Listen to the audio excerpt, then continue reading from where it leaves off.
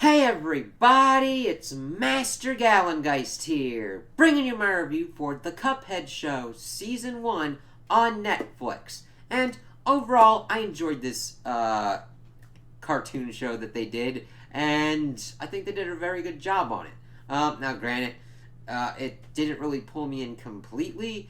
I still think that it's a pretty decent watch. There's not a lot of in-depth kind of character development or in-depth kind of stories, but it's an interesting kind of way to explore the Cuphead world from the video games, because I didn't play the video games, though I did like to see the kind of old school kind of art style that they did and to see what they could do with a cartoon show.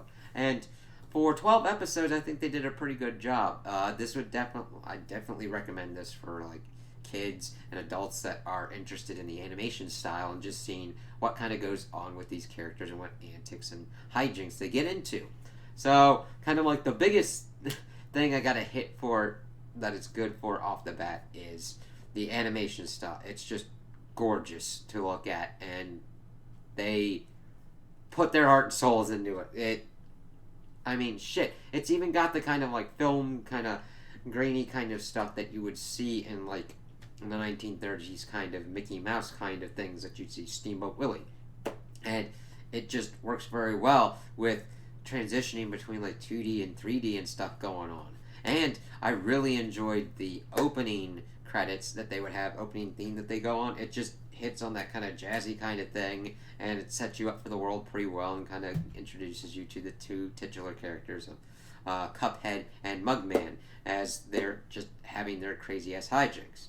Now, my kind of positive and negative for it is that it's more episodic and still has somewhat of a story arc that goes through, though it's not really that complex or anything. So if you don't want to keep up with a lot of crazy things spinning around, this would definitely work out for you. So because it's very straightforward with everything going on with episodic stuff and where we're pretty much at when we're dealing with the overall story of like Cuphead and Mugman pretty much kind of dealing with the devil. So yeah, that's kind of nuts. And they do a pretty good job on the voice acting as well. Each character kind of feels distinct with their vocal style and everything. The only parts where it gets kind of nutty is that Cuphead and Mugman sometimes kind of switch up who's going to be the bigger asshole in this kind of episode. So that's the only part where it's like, okay, we'll see how they kind of work out. But I kind of liked it because it really hits the kind of old school tropes of cartoon shows very well. Because it's able to hit on escalation situations and everything, which for me, I've seen a good amount of cartoon shows, and sometimes it takes a little bit more for different kind of creativity to kind of get into it. This one definitely gets me into it for the art style and the visual representation because it's very distinct. Now, I wish they'd kind of go a little bit kind of nuttier with certain kind of instances, but it's not like it does it horribly. It does it very adequately. Like we see in the beginning that Cuphead and Mugman have to paint a fence because their caretaker Elder Kettle wanted them to. And Cuphead is like, fuck this shit, I'm gonna use pretty much a cannon and blast it with paint and shit. And it's just like, that could have fucked up. So they pretty much go off, try and get some supplies and everything, but they find a carnival. And they decide to go hog wild, and they see that people are like acting kind of funny. Mugman's like, what the fuck's going on here? And we see that Cuphead starts playing this game, and it's like, oh, it's Soul Ball, and he's just stopping all the souls from being taken. And we see that it's a carnival run by the devil to steal souls because he just likes putting it in his safe. Like, it's very basic. It's not bad. Sometimes simplistic motivations are the best ones to go with, and this is just a dick who wants to hoard souls in his safe. So he pops on up, freaks out Mugman, and he's trying to get Cuphead's attention, but of course Cuphead then misses and has his soul taken, but Mugman is able to bring it back in and put it back into him as they then escape, and they have the devil pretty much kind of like working with trying to like get them throughout kind of the rest of the show. As we then go throughout the more episodic nature, them having to deal with a baby that is a hellion terror. That was a pretty good one because Mugman's trying to be like all parenting with it, but then its escalation works at least pretty well Though, granted, I think it could go a little bit faster on those fronts and a little bit more wild. Now, granted, if it's more of a proof of concept to see if anybody's kind of interested in it, I think this works very well for that. And it'd be like, okay, let's see how many people are interested in this show before we probably go even kind of crazier and more wild. Though, granted, having the devil try and, like, run after you to get your soul pretty much starts at a pretty, like, high point. Though, granted, I've seen kind of crazier things happen in cartoon shows. So, that baby escalation one was pretty good, because Elder Kettle's like, what the fuck's going on? His, like, shit gets broken. He's like, what the fuck did you guys do? And then the whole baby war starts going on, and we're like, why did somebody drop this baby off? Because it's an asshole. And then they did the same to somebody else. It's like, we see them try and deal with these frog guys because they were fucking with each other, and Mugman was trying to pass off that he ate the ice cream, and they were pretty much trying to go to this boat kind of thing that these frog guys were running, and because you gave them $20, you'd also get ice cream and everything. And they're like, we only have 5.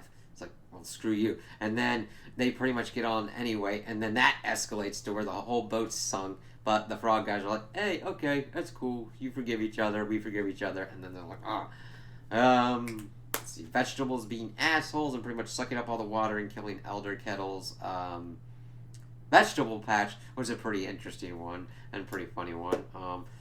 Seeing Mugman try and get over his fear of dangerous kind of things was a pretty good trip, as they then got like a dragon's egg that like screwed over this black market dealer dude. He's like, I just wanted you guys to go get my laundry, and instead they went on this giant adventure onto this like volcano, and they're like, oh, we're probably here to get this egg. It's like, you might want to think about that, but all right.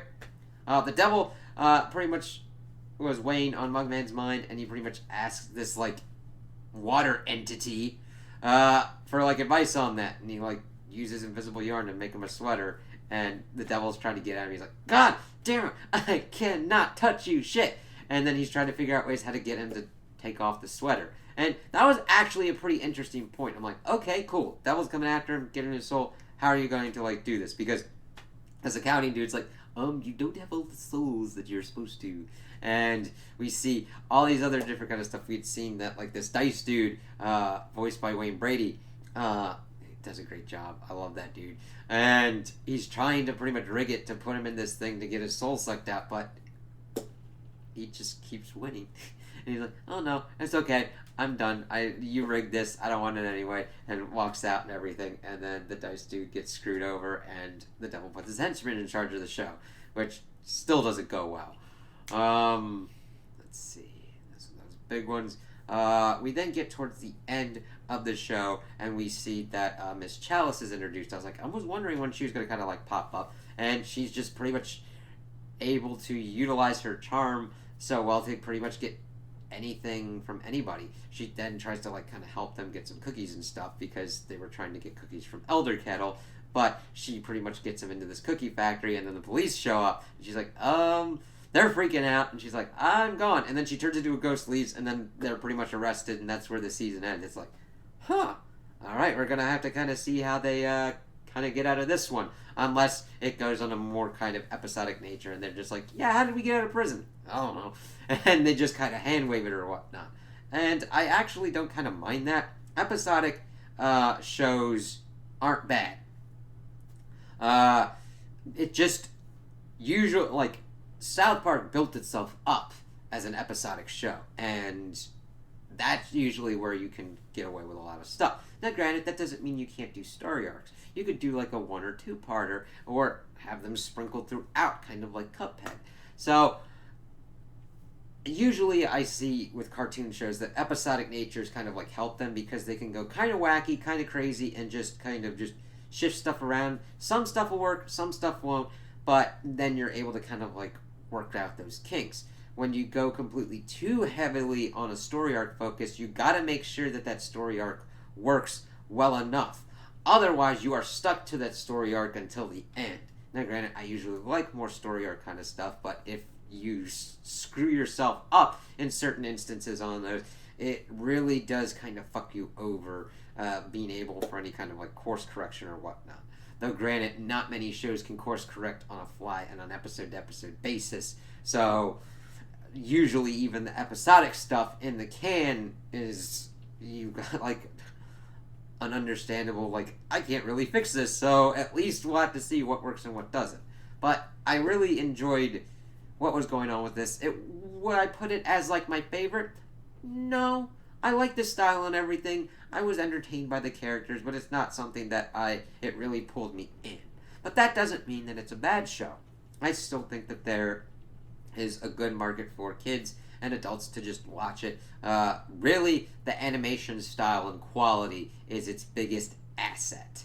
And if you're interested in it, that's pretty much the main reason that I would get. Though granted, seeing some shenanigans and funny stuff going on with Cuphead and Mugman works as well.